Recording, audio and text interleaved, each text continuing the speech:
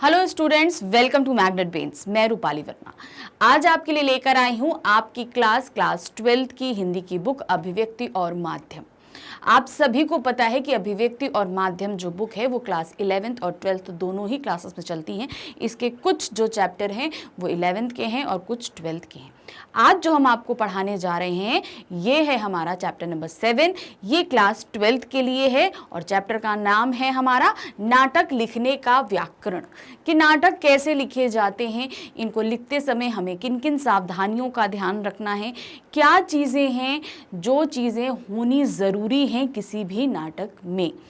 अब नाटक जब खेला जाता है, जैसे कि प्ले स्टेज किया जा रहा है, स्टेज पे उसको किया जा रहा है, तो उससे पहले उस स्टेज को रेडी करने के लिए या उसमें जो डायलॉग हो रहे हैं, जो संवाद बोले जा रहे हैं, उन सभी के लिए हमें कई चीज़ों का ध्यान रखना पड़ता है। वो क्या क्या चीज़ें हैं हम स्टेप बाय स्टेप इस पार्ट में देखेंगे। नाटक लेखन, नाटक लिखने का व्याकरण। लेखन, लिखा कैसे जाएगा। नाटक दृश्य काव्य भी कहा जाता है। अन्य काव्य तथा साहित्य में पढ़ने सुनने तक का दायरा सीमित रहता है, किंतु इसके अंतर्गत देखने का भी गुण है। यही कारण है कि इसे रंगमंच का पूरक माना गया, अर्थात नाटक वह साहित्य है जो रंगमंच पर प्रस्तुत किया जाता है, उसका मंचन किया जाता है। व्याकरण से हमारा संबंध नाटक के तत्व और उनकी रचना से है। हम अभी तक जो काव्य पढ़ते आते हैं उसमें क्या होता है, हमारे पास हम सिर्फ उसको पढ़ सकते हैं, लेकिन यहाँ पे उनका मंचन होता है, यानी कि इसको हम क्या बोलते हैं, देखते हैं। हर एक कैरेक्टर जिसे अभी तक हम एक किताब के अंदर पढ़ रहे थे, हम वहाँ पर उन्हें सजीव रूप में देखने लगते हैं। तो ये क्या हो गया, हमारा दृश्य काव्य हो गया। इन पे हमें अब यहाँ पर व्याकरण से क्या तात्पर्य होता है, तात्पर्य ये होता है यहाँ पर कि इसको लिखते समय यानी कि इसकी रचना करते समय हमें किन किन तत्वों की और किन मेन घटकों की हमें ध्यान रखना पड़ता है। जैसे यहाँ पर दिया ना, इनकी रचना से है, तत्व और रचना से बनाते समय इनकी क्या क्या चीज़ों का हमें ध्यान रखना है। बना रहे हैं हम, लिख रहे हैं। अब इसमें क्या होता है, कभी कभी होता है स्टोरीज होती है, उसी स्टोरी पे हमें नाटक करना है। अब नाटक तो हम लिखने लगेंगे, लेकिन अब उसमें क्या है, संवाद है। संवाद के साथ ही, संवाद ही खाली नहीं होते, उसके आसपास का सिनेरियो होता है। कैसे रूम में है, खुले में है, बंद में है, बगीचे में है, किसी कमरे में है, कहाँ पर हो रहा है वो सीन कहाँ। अब एक ही साथ हम कई सीन्स नहीं उसमें प्ले कर सकते। एक दृश्य खत्म होगा, पर्दा गिरेगा, तब दूसरा दृश्य लगेगा, वहाँ पर होगा। तो इस तरीके से नाटक खेले जाते हैं। तो अब इनको लिखते समय हमें जिन चीज़ों का ध्यान रखना पड़ता है वो चीज़ें भी हम देखेंगे, लेकिन उससे पहले हम ये देखेंगे नाटक किसे कहते हैं। नाटक किसे कहते हैं। नाटक एक दृश्य विधा है। हम अन्य गद्य विधाओं से इसलिए अलग नहीं मानते हैं क्योंकि नाटक भी कहानी, उपन्यास, कविता, निबंध आदि की ही तरह साहित्य के अंतर्गत ही आते हैं। कहने का क्या है, नाटक जो है वो साहित्य विधा से अलग नहीं रखे जाते। आप लोगों ने कई बार, हम लोगों ने पाठ पढ़े हैं जिनमें एकांकी होता है। अब एकांकी जो होता है उन्हीं पर जो है नाटक खेले जाते हैं। ये आपको हम पाठ पढ़ाते समय भी कई बार बता चुके हैं कि जो एकांकी होते हैं उन्हीं पर नाटक खेले जा रहे हैं। तो इसीलिए ये हमारे कितने साहित्य के अंदर ही आते हैं। जैसे उपन्यास है, कहानी है, हम यात्रा वृत्तांत है, ये सभी कुछ हम पढ़ते हैं, जैसे वो साहित्य का एक पार्ट है, उसी तरह नाटक भी साहित्य का ही एक पार्ट होता है। इसे हम कभी भी साहित्य से अलग नहीं कर सकते हैं। पर यह अन्य विधाओं से इसलिए अलग है क्योंकि वह अपने लिखित रूप से दृश्यता की ओर बढ़ता है। नाटक केवल अन्य विधाओं की भांति केवल एक आगामी नहीं है। यहाँ क्या है, अब ये बाकी विधाओं से अलग कैसे है। विधा का मतलब हम आपको पहले बताते आ रहे हैं, फिर से बता रही हूँ कि साहित्य जो होता है हमारा वो कई विधाओं में लिखा जाता है। जैसे कहानी एक विधा है, उपन्यास दूसरी विधा है, एकांकी एक तीसरी विधा है। आपकी बहुत सारी विधाओं में यात्रा वृत्तांत है, साक्षात्कार है, आत्मकथा है, ये सभी साहित्य की विधा है। उसी तरह नाटक भी एक विधा होती है। अब इस विधा में बस एक ये कार्य होता है कि ये हमको दृश्य में दे, मतलब हमको दृष्टता में आ जाता है और बाकी जितने उपन्यास होते हैं ये सिर्फ एकगामी होते हैं। एकगामी का मतलब होता है हम इनको सिर्फ पढ़ सकते हैं, लेकिन नाटक ऐसा नहीं होता, हम इसको पढ़ भी सकते हैं और देख भी सकते हैं, तो ये द्विगामी हो जाता है। नाटक का जब तक मंचन नहीं होता तब तक वह संपूर्ण रूप व सफल रूप में प्राप्त नहीं करता। अतः कहा जा सकता है कि नाटक को केवल पाठक वर्ग नहीं, दर्शक वर्ग भी प्राप्त करता है। तो नाटक लिख तो लिया जाए लेकिन तब भी वो अधूरा रहता है। क्यों? जब तक उसका मंचन नहीं हो जाता, मतलब जब तक उसको प्ले नहीं कर दिया जाता, एक्ट नहीं कर दिया जाता, तब तक वो अधूरा होता है। तो यहाँ पर क्या है, नाटक सिर्फ पाठक वर्ग तक नहीं, आपका किसके साथ में है, आपका दर्शक वर्ग भी उसका आनंद प्राप्त करते। पाठक मतलब पढ़ने वाला, दर्शक वर्ग यानी देखने वाला। तो जब तक उसको पढ़ रहे हैं वो पाठक वर्ग है, जब हम देखने लगते हैं तो हम दर्शक वर्ग के अंतर्गत आ जाते हैं। साहित्य की गतिविधाएं पढ़ने या फिर सुनाने तक की यात्रा करती है, परंतु नाटक पढ़ने, सुनने, देखने के गुण को भी अपने भीतर रखता है। तो साहित्य की जो जितनी विधाएं हैं, हम उनको या तो पढ़ते हैं या पढ़ के हम सुना देंगे, ये सिर्फ द्विगामी रहती हैं। लेकिन आप अगर आप आगे बढ़ेंगे नाटक में, तो नाटक में क्या होगा, हम पढ़ते भी हैं, सुनाते भी हैं और देखते भी हैं। तो ये बहुआयामी हो जाता है, इसमें कई तरीके से चीजें आ जाती हैं। तो नाटक को दृश्य काव्य इसलिए भी कहा जाता है क्योंकि इसमें हम देखने का आनंद भी उठाते हैं। अब क्या है, नाटक के तत्व या घटक, क्या क्या इसमें इंपॉर्टेंट है। तत्व मतलब क्या चीजें इंपॉर्टेंट है जिसके कारण ये नाटक संपूर्ण होता है। पहला, यहाँ पर नाटक के व्याकरण की दृष्टि से नाटक को एक निश्चित रूपरेखा के अंतर्गत लिखा जाना चाहिए। इसके प्रमुख तत्व या घटक हैं। अब यहाँ नाटक लिखने के कुछ नियम हैं, व्याकरण में इनको कुछ नियमों में बांधा गया है। अब ये नियम क्या है, इनको हम वन बाय वन पढ़ते हैं। तो नंबर 1 जो हमारा आ रहा है, क्या है, समय का बंधन। भाई हम कोई भी साहित्य अगर लिखते हैं तो उसमें समय का बंधन नहीं होता। हम उसको अभी पढ़ रहे हैं, फोल्ड करके थोड़ी देर पढ़ लें, लेकिन यहाँ तो हम देखने का कार्य करेंगे, इसलिए समय का बंधन बहुत ज़रूरी होता है कि ये दृश्य कितनी देर में फिल्माया जाएगा, मतलब ये दृश्य कितनी देर में प्ले करके ख़त्म हो जाएगा, ये बहुत ज़रूरी होता है। तो क्या है, नाटक का मंचन सदैव वर्तमान काल में किया जाता है, जिसे एक निश्चित समय के अंतराल पर आरंभ तथा समापन किया जाना चाहिए। नाटककार को समय प्रबंधन का विशेष ध्यान रखना चाहिए। किसी भी दर्शक के पास समय व्यर्थ करने का आग्रह नहीं होता, अतः वह एक नाटक को देखने अथवा उसे अनुभव करने के लिए बैठता है। ज्यादा अधिक समय लगने से नाटक में बोरियत होती है, अतः नाटक में समय का बंधन आवश्यक है। इसके अंतर्गत आरंभ, संघर्ष तथा समापन 3 प्रमुख स्थितियां होती हैं, जिसे निश्चित समय के अंतराल पर समाप्त किया जाना चाहिए। अब देखिए, नाटक लिखा जा रहा है जब, तो पहली चीज तो ये ध्यान रखना है कि उसके अंदर जितना भी कुछ घट रहा है वो सभी कुछ वर्तमान में घटेगा। तो जो कुछ भी लिखा जा रहा है वो प्रेजेंट टेंस को ध्यान में करते हम लिखेंगे, वर्तमान काल को ध्यान में करते लिखेंगे। और जो सबसे बड़ी अहम चीज होती है समय, समय की पाबंदी इसलिए लगाई जाती है कि जो दर्शक देख रहे हैं उनके पास एक निश्चित समय होता है, वो ज्यादा समय नहीं दे सकते, और अगर नाटक बहुत लंबा खिंचता है तो बोरियत होने लगती है। तो ये चीज हमें ध्यान रखनी पड़ती है कि कोई भी नाटक हो, कुछ भी हो, उसमें 3 स्टेज होती है। एक आरंभ होता है, आरंभ के बाद संघर्ष चलता है और संघर्ष के बाद समापन हो जाता है। ये 3 चीजें होती, तो हमें इन तीनों ही चीजों का ध्यान रखना पड़ता है कि आरंभ इतने समय में खत्म होगा, आपका संघर्ष इतने समय में, और समापन, मतलब हर एक चीज की समय सीमा को हमें डिसाइड कर लेना चाहिए और उसे एक निश्चित समय के अंदर सब कुछ खत्म कर देना चाहिए, क्योंकि इसको हम बढ़ा नहीं सकते। बढ़ाने का मतलब है नाटक बढ़ा तो दर्शक बोर होने लगेंगे और आपका नाटक जो है कोई देखने के लिए बचेगा नहीं, क्योंकि जो दर्शक देखने आ रहे हैं उनके पास भी समय सीमा होती है, हर एक्स्ट्रा समय बर्बाद करने के लिए किसी के पास नहीं होता। तो ये समय का बंधन इसलिए आवश्यक होता है कि कोई भी सीन लिखते समय हमें ये ध्यान रखना है कि कोई भी चीज़ बहुत ज़्यादा लंबी नहीं लिखनी है। दूसरा है शब्द। शब्दों का चयन नाटक या किसी भी साहित्य को सफल बनाता है। हमें नाटक के अनुसार ही शब्दों का चयन किया जाना चाहिए। जैसे ऐतिहासिक घटना है तो ऐतिहासिक शब्दों का अर्थात उस समय में प्रयोग होने वाले शब्दों का भी प्रयोग किया जाना चाहिए। शब्द नाटक तथा समय के साथ तारतम्यता बैठाने में सहायक होते हैं, जो दर्शक को बांधे रखने का एक कारगर उपाय है।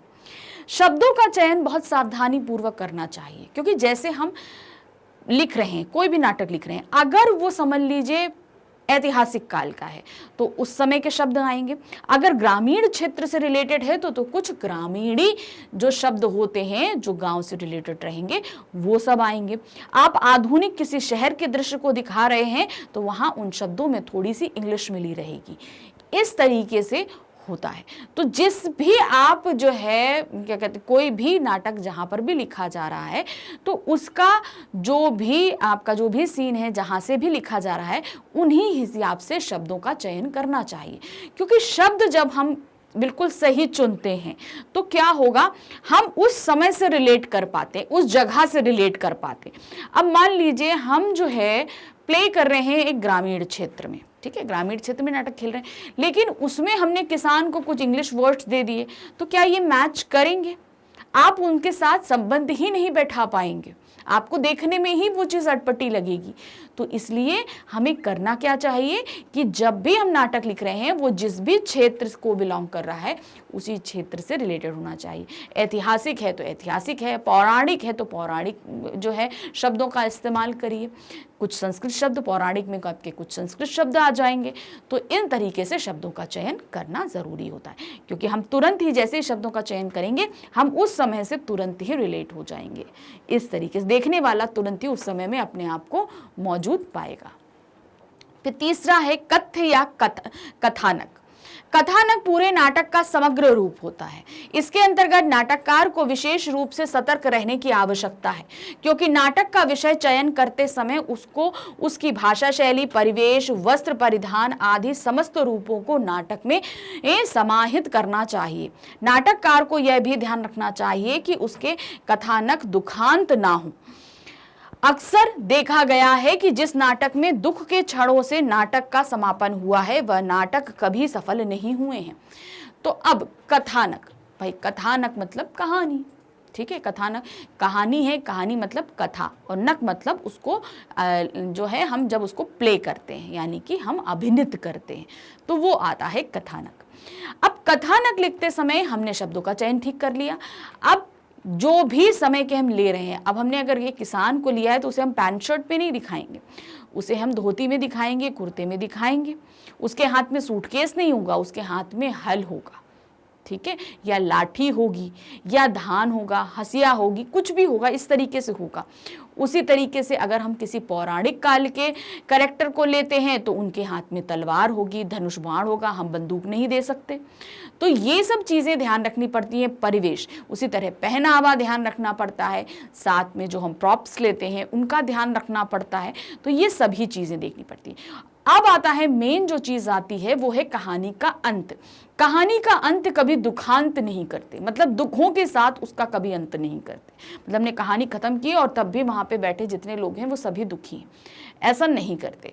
क्यों? क्योंकि नाटक में अगर हमने दुखांत किया तो ऐसे नाटक कभी भी सफल नहीं रहते हैं। तो इस चीज़ को हमें ध्यान रखना चाहिए कि अंत हमेशा सुखांत होना चाहिए, दुखांत नहीं। अतः नाटक की योजना करते समय आरंभ सुख दुख किसी भी स्थिति में की जा सकती है। उसका संघर्ष सुख के लिए तथा लक्ष्य की प्राप्ति के लिए होना चाहिए, और अंत समापन उसके सुख की प्राप्ति तथा लक्ष्य की प्राप्ति से होना चाहिए। मतलब जब हम नाटक की शुरुआत करें तो या तो हम दिखा सकते हैं कि सब बड़े सुखी हैं और फिर कुछ परेशानी हो गई तो दुख हो गया, मध्याह्न में उनका संघर्ष चला जो अब उस दुखों से उभरना चाहते हैं, और अंत तक वो दुखों से उभर कर जो उनकी लक्ष्य प्राप्ति थी वो उन्होंने कर ली। इस तरीके से कर सकते हैं, या हम नाटक की शुरुआत ही दुखों के साथ करें, मध्याह्न में हम संघर्ष दिखाएं और अंत में हम क्या करें, उसको जो है सुख प्राप्ति करते हुए दिखा दें। तो हम शुरुआत कैसे भी करें उससे मतलब नहीं, मध्याह्न और समापन का हमें मेन ध्यान रखना है कि मध्याह्न संघर्षपूर्ण होना चाहिए और हमारा जो समापन होना चाहिए वो सुखपूर्वक होना चाहिए। अब आता है चौथा। हमारा जो चौथा तत्व है क्या है, संवाद। नाटककार को नाटक में संवाद पर विशेष ध्यान देना चाहिए, क्योंकि संवाद ही नाटक को सार्थक बनाते हैं। नाटक में संवाद छोटे छोटे तथा पात्रों के अनुकूल होने चाहिए। किसी ऐसे संस्कृत निष्ठ या क्लिष्ट शब्दों का प्रयोग करने से बचना चाहिए जो दर्शक को बोझिल या समझ में ना आए। संवाद, संवाद मतलब बोलना। अब जैसे हम अब बात कर रहे हैं तो हम आपसे संवाद कर रहे हैं, तो ये संवाद जो होते हैं ये हमेशा हम जैसे नॉर्मल हम बोल रहे हैं तो हमने आपसे हमेशा क्या चीज़ बोली कि जो भी हम चीज़ बोलते हैं या करते हैं संवाद हमें वैसे ही लिखनी चाहिए। अब आप कहाँ का परिवेश ले रहे हैं उसके हिसाब से आप लोगे, तो ये चीज़ आपको ध्यान रखनी है कि जो भी आप परिवेश ले रहे हो उसी के हिसाब से संवाद रहे। संवाद इतने मुश्किल नहीं होने चाहिए कि जो दर्शक देख रहे हैं उनकी समझ में ना आए। अगर समझ में नहीं आएगा तो क्या होगा, वो बोर होने लगेंगे, उनको मज़ा नहीं आएगा, फिर आपका नाटक सक्सेसफुल नहीं होगा। तो इसलिए संवादों में कभी भी मुश्किल शब्दों का इस्तेमाल नहीं करना चाहिए, जिन्हें बोलने में जो हमारे कैरेक्टर्स हैं उनको दिक्कत आए और समझने में दर्शक को दिक्कत आए। तो ये चीज़ों का ध्यान रखते हैं संवाद लिखते समय। अब जो पांचवा हमारा तत्व आता है द्वंद्व या प्रतिरोध। नाटक में द्वंद्व या प्रतिरोध की स्थिति मध्य में आती है। संघर्ष मध्याह्न में आता है तो वो मध्य में आती है। जब नायक विपरीत परिस्थितियों में घिर जाता है तथा लक्ष्य की प्राप्ति के लिए संघर्ष करता है, यह स्थिति दर्शकों तक पहुंचने का आदर्श स्थिति है। इस समय दर्शक उस पात्र तथा नाटक से सीधा जुड़ जाता है, उस नायक में स्वयं के प्रतिरूप को देखने लगता है। तो अब क्या होता है, जो हमारा मध्याह्न का समय होता है, मतलब मिडिल टाइम जो होता है, भाई स्टार्टिंग हुई हमारा जो है आरंभ है, मध्याह्न है और समापन है, एंडिंग है आपका, स्टार्टिंग मिडिल एंड एंडिंग। तो जो मिडिल वाला जो पार्ट यानी कि हमारा जो मध्याह्न रहता है उसमें क्या रहता है, हमेशा संघर्ष चलता है नाटक के अंदर। तो संघर्ष जब चलता है तो जो आपके नाटक देख रहे हैं वो आम व्यक्ति हैं, उस परिस्थितियों में वो आम व्यक्ति अपने आप को उस नायक से जोड़ने लगते हैं जो नायक उस नाटक में संघर्ष कर रहा है। तो ये चीज़ ध्यान रखनी पड़ती है कि ये संघर्ष हमेशा ऐसे होने चाहिए जिससे दर्शक आपको रिलेट कर सके। अब दर्शक संघर्ष को अब आपको कैसे बनाना है, जो एक आम आदमी का संघर्ष रहता है उस तरीके के लोगों आपको नाटक में उसी तरह का संघर्ष रखना है, ताकि दर्शक अपने आप को उस नाटक से रिलेट, उन परिस्थितियों से, उन नाटक से जो है नायक से अपने आप को रिलेट कर सके। अतः इस स्थिति को रंगमंच पर उपस्थित करने के लिए विशेष सावधानी रखनी चाहिए।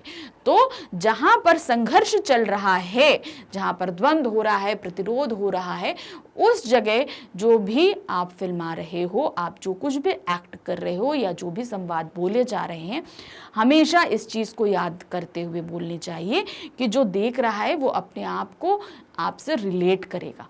तो बहुत सावधानी पूर्वक इसे हमें करना चाहिए। अब आता है छठा, चरित्र योजना। तो छठा जो तत्व है चरित्र योजना, इसमें क्या है, कथानक के अनुसार चरित्र योजना की व्यवस्था की जानी चाहिए। अगर कथानक किसी ग्रामीण परिवेश का है तो उसके पात्रों का चरित्र चित्रण भी ग्रामीण परिवेश के अनुसार ही होना चाहिए। कथानक से अलग हटकर पात्रों का चरित्र चित्रण किया गया तो वह बेमेल होगा। यहाँ नाटक के असफल होने की पूरी संभावना रहेगी। कहने का तात्पर्य यह है कि अगर ग्रामीण परिवेश का दृश्य है तो उसमें कृषक या खेती करता हुआ मजदूर आदि को ही दिखाया जाना चाहिए, ना कि कोई शहरी कोट पैंट पहना व्यक्ति उसमें दिखाया जाना चाहिए।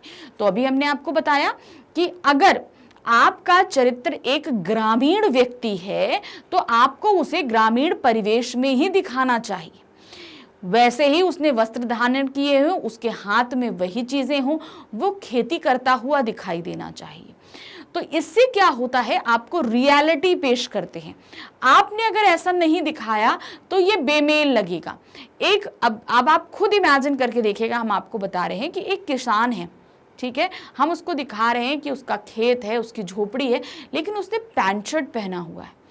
उसके हाथ में हल बैलों इन सब के अलावा क्या है, उसके हाथ में एक सूटकेस है, वो ऑफिस जा रहा है।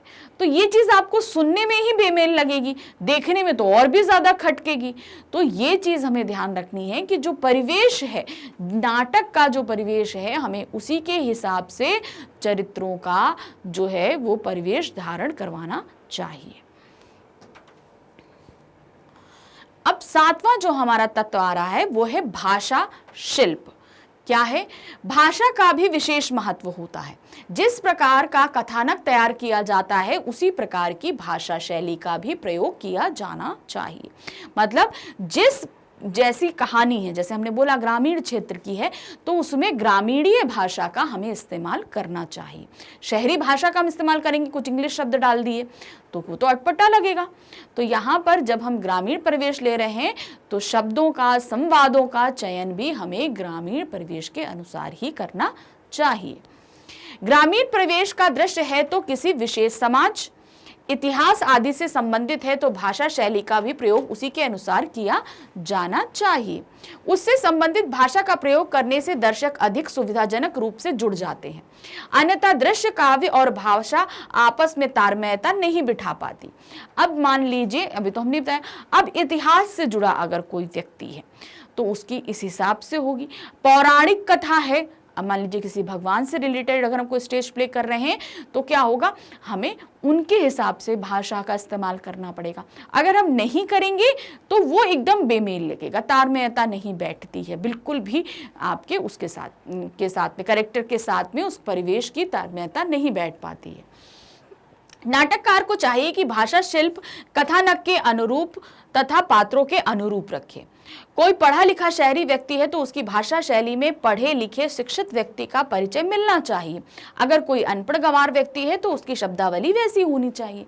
मतलब कोई अगर पढ़ा लिखा व्यक्ति है, मान लीजिए ऑफिस जाने वाला व्यक्ति है, तो उसकी भाषा में वो सारी चीजें हमको बहुत अच्छे से मिलनी चाहिए, ये ध्यान रखिए। अगर कोई ग्रामीण व्यक्ति है तो उसकी भाषा में वो गंवारपन झलकेगा, उसके लहजे में झलकता है ना। तो अब ये चीज हमें इन चीजों का ध्यान रखना चाहिए। आप कभी एक ग्रामीण व्यक्ति से बात करिए और एक शहरी व्यक्ति से बात करिए तो देखिए आपको दोनों का फर्क, अगर आप आंख बंद भी करोगे तो बोलने के तरीके से ही आप दोनों के लहजों को समझ सकते हो कि कौन कैसा है। तो ये चीज आपको ध्यान रखनी पड़ती है। अब आठवां आता है ध्वनि योजना। भाई हमने भाषा देख ली, परिवेश देख लिए, आपके जितने सारी चीज़ें थी हम सब देख लिए, लेकिन ध्वनि, क्योंकि जब हम नाटक लिखते हैं तो आवाज़ें भी होती हैं बहुत सारी। देखिए क्या है, दृश्य काव्य एक ऐसी साहित्य की विधा है जो दृश्य, श्रव्य और पाठ तीनों रूपों में संबंधित है। अब हम सिर्फ देखेंगे तो नहीं, हम सुनेंगे भी, श्रव्य भी है, हम पाठक हैं, हम पढ़ भी सकते हैं। तो अब इनमें ध्वनि शब्द भी आती है। जैसे मोटर गाड़ी का स्टार्ट है, घर घर घर करके होगा ना, तो अब ये जो घर घर की आवाज है इसे हम लिखते हैं। जब नाटक लिखे जाते हैं तो ये घर घर की आवाज ब्रैकेट में करके लिखी जाती है। चिड़िया का चहचहाना, ची ची ची ची ची ची करके आवाज आती है, ठीक है। कुत्ते का भौंकना, भौ भौ भौ। तो ये सब ध्वनि अगर हम पढ़ रहे हैं तो ये ध्वनि हमारे नाटक में लिखी होती है, और अगर हम दृश्य और श्रव्य माध्यम से उसको देख रहे हैं तो वो आवाज हमारे कानों में पड़नी चाहिए। तो क्या दिया है, विशेष रूप से इसमें रंग मंचयता का गुण विद्यमान रहता है। साहित्यकारों के अनुसार दृश्य काव्य को रंगमंच के अनुरूप माना गया है। दृश्य काव्य वह है जिसे रंगमंच पर दिखाया गया है, इसके लिए विस्तृत ब्यौरा भी प्रस्तुत किया गया है। तो अब क्या हमने आपको बता दिया कि श्रव्य माध्यम है तो हमें उन आवाजों को करना पड़ता है। अब जब इनकी हम रंगमंचयता करते हैं, यानी कि जब इसे हम स्टेज पे प्ले करते हैं, भाई नाटक लिख गया, अब हम बोल रहे हैं कि हम सड़क से जा रहे थे, सड़क पे कुत्ता देखा, वो भौंक रहा था। अब तो भौंक रहा था, जो भौ है उसे हम ब्रैकेट में करके लिख देंगे, लेकिन जब उसे हम रंगमंचयता के जरिए स्टेज पे प्ले करेंगे तो वो आवाज लिटरली दर्शकों के कानों में आनी चाहिए। भौ भौ भौ भौ करके जो आवाज है, या मोटर की घरघराहट है, घर घर करके, तो वो ध्वनि मोटर की दर्शकों के कानों तक पहुंचेगी, तभी वहां पर वो रियलिटी टाइप का लगेगा। अब रंगमंचन कैसा होना चाहिए, दर्शकों को बैठने के लिए कैसी व्यवस्था होनी चाहिए। अब देखिए यहाँ पे हमने देख लिया ध्वनि योजना थी। रंगमंचन का बहुत ध्यान रखा जाता है। स्टेज तो हमने बना दिया, अब हम यहाँ स्टेज प्ले भी कर रहे हैं। मान लीजिए आगे बैठे लोगों को तो सब दिख रहा है, मगर पीछे जो बैठे हैं ना उनको दिख रहा है ना सुनाई दे रहा है, तो ये व्यवस्था बहुत गलत हो जाती है। तो इसका भी ध्यान रखा जाता है। दर्शकों को बैठने के लिए कैसी व्यवस्था होनी चाहिए आदि का साहित्यकरण किया गया है। साहित्यकारों के अनुसार ध्वनि योजना का प्रबंध नाटक की सफलता तय करता है। ध्वनि उस व्यक्ति तक भी पहुंचना चाहिए जो पंक्ति में सबसे पीछे बैठा है। यानी कि जो ध्वनि योजना करी जा रही है, ध्वनि आ रही है, यानी कि आपने मंचन तो कर दिया, लेकिन जो दर्शकों की बैठने की व्यवस्था है उसमें जो सबसे पीछे बैठा है, अगर उस व्यक्ति तक आवाज नहीं जा रही तो यानी कि आपने रंगमंचन की सही व्यवस्था नहीं करी है। क्यों? क्योंकि ध्वनि के अनुसार ही व्यक्ति अपने आप को उस नाटक से रिलेट कर सकता है। अगर नहीं कर पाया तो फिर वो तो नहीं, उसके लिए तो वो नाटक व्यर्थ हो गया। पूर्व समय में इस ध्वनि योजना का विशेष प्रबंध नहीं हुआ करता था, जिसके कारण पीछे बैठा व्यक्ति दृश्य काव्य के मूल रस को ग्रहण नहीं कर पाता था, किंतु उसका वर्तमान समय में विशेष प्रबंध किया गया है।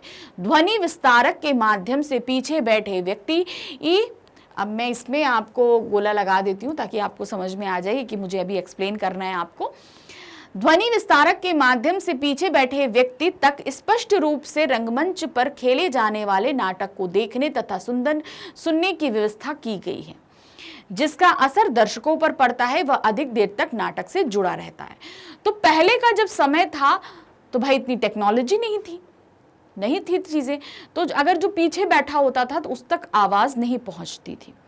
आप देखेंगे कभी किसी गांव में या कुछ कहीं कोई दृश्य नौटंकियां हो करती थी, तो नौटंकी भी नाटक का ही एक दृश्य, एक पार्ट होता है। उसमें इस तरह का कोई प्रबंध नहीं होता था। भाई लोग बोल रहे हैं, अपने मुंह से बोल रहे हैं, तो कोई भी ध्वनि, बहुत लाउड स्पीकर या समथिंग ऐसा कुछ नहीं होता था कि बहुत तक लोगों तक आवाज जाए। जो प्ले कर रहे होते थे वही बोलते थे और इतना तेज बोलते थे कि सब तक आवाज जाए। तो मगर अब आधुनिक समय में ऐसे बहुत से ध्वनि विस्तारक यंत्र यानी कि आपके लाउड स्पीकर, प्रोजेक्टर्स आ गए हैं, जिसके कारण जो पीछे बैठे लोग हैं, अगर आपको स्टेज नहीं दिख रहा है तो प्रोजेक्टर्स लगा दिए जाते हैं आपके। उससे क्या होता है कि आप वहां जो मंचन हो रहा है उसे आप अपने पास स्क्रीन पे देख सकते हैं और आवाज लाउड स्पीकर के जरिए आप तक पहुंचती है। तो ये जो हमने देखा ध्वनि विस्तारक यानी कि आपका लाउड स्पीकर को हम हिंदी में ध्वनिक विस्तारक यंत्र बोलते हैं। तो अब क्या है, जब हमें ये चीज मिल गई कि अब सभी व्यक्ति जो हैं वो पीछे तक बैठे हुए हैं, उनको सब अपने आप को वो नाटक से रिलेट कर पा रहे हैं, तो उनको देखने में मजा भी आ रहा है। और अगर उन तक ध्वनि नहीं पहुंच रही, उन्हें ठीक से दिखाई नहीं दे रहा, तो उनके लिए नाटक व्यर्थ है, उन्हें मजा ही नहीं आएगा। तो ये चीज होती है, इसका भी हमें रंगमंचयता में ध्यान रखना चाहिए। अब जो नवा आता है हमारा तत्व है वो है प्रकाश योजना, लाइटिंग जिसे हम बोलते हैं। दृश्य काव्य रंगमंच के लिए होता है। रंगमंच पर इसे खेलते समय प्रकाश की व्यवस्था का पूर्ण ध्यान रखा जाना चाहिए। प्रकाश व्यवस्था के कारण समय, परिस्थितियां, देश काल को व्यवस्थित रूप से उजागर किया जा सकता है। कहीं दुख का क्षण है तो वहां पर अंधेरे की व्यवस्था की जाती है, वहीं उत्साह आदि का दृश्य रंगमंच पर दिखाया जाता है तो प्रकाश की व्यवस्था उजाले के रूप में होती है। दृश्य के अनुसार प्रकाश की व्यवस्था परिवर्तित होती रहती है। प्रकाश योजना को चाहिए कि दृश्यों के अनुसार व्यवस्था करें। तो अब यहाँ पर क्या होता है भाई, प्रकाश योजना ऐसी होना चाहिए जहां मंचन हो रहा है वहां तो प्रकाश की अच्छी व्यवस्था हो। मान लीजिए दुख का अगर कोई क्षण है, दुख का कोई क्षण है तो उस जगह हमें अंधेरा कर देना है। सुख का क्षण है तो हमें वहां पर कुछ रंग बिरंगी लाइट्स भी हम ला सकते हैं।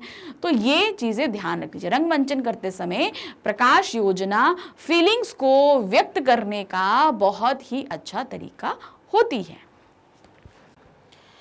अब जो 10वां हमारा है वो है वेशभूषा।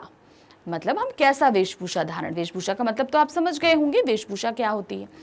वेशभूषा का नाटक के क्षेत्र में विशेष महत्व होता है, क्योंकि नाटक का दृश्य काव्य भी कहा गया है, इसे रंगमंच पर खेला जाता है। इसके पात्रों को उसके अनुरूप ही वेशभूषा धारण करना चाहिए। अगर कोई जोकर की भूमिका अदा कर रहा है तो उसे उसी प्रकार की वेशभूषा पहननी चाहिए तथा उसी प्रकार के वस्त्र परिधान को पहनना चाहिए। अगर कोई सेना या महाराज की भूमिका में है तो उसे उसी अनुसार वेशभूषा या परिधान को पहनना चाहिए जिससे दर्शक सुविधाजनक रूप से जुड़ सके। वेशभूषा मतलब ड्रेसअप। अब इसको हम ऐसे समझते हैं, आप अगर किसी क्या कहते हैं घर पर हैं तो हम लोअर टी शर्ट्स में रहते हैं, सिंपल सी गाउन्स में हैं, लोग ऐसी ड्रेसेस पहन लेते हैं जो कंफर्टेबल होते हैं, मगर आप यही ड्रेस पहनकर किसी शादी पार्टी में तो नहीं जाते हैं। तो वहाँ जाने के लिए आप क्या करते हो, आप अच्छे से ड्रेसअप होते हो। तो मतलब हम समय के अनुसार अपनी ड्रेसअप चेंज करते हैं। रात में हम नाइट सूट पहनते हैं, दिन में हम भाई पजामा कुर्ता है, सलवार सूट है, या फिर आप जो भी टी शर्ट्स पहनते हैं, पैंट्स पहनते हैं, लोअर्स पहनते हैं, आप इस तरीके से रहते हो। तो ये क्या हुआ, समय के अनुसार हम अपने परिधान को बदलते हैं।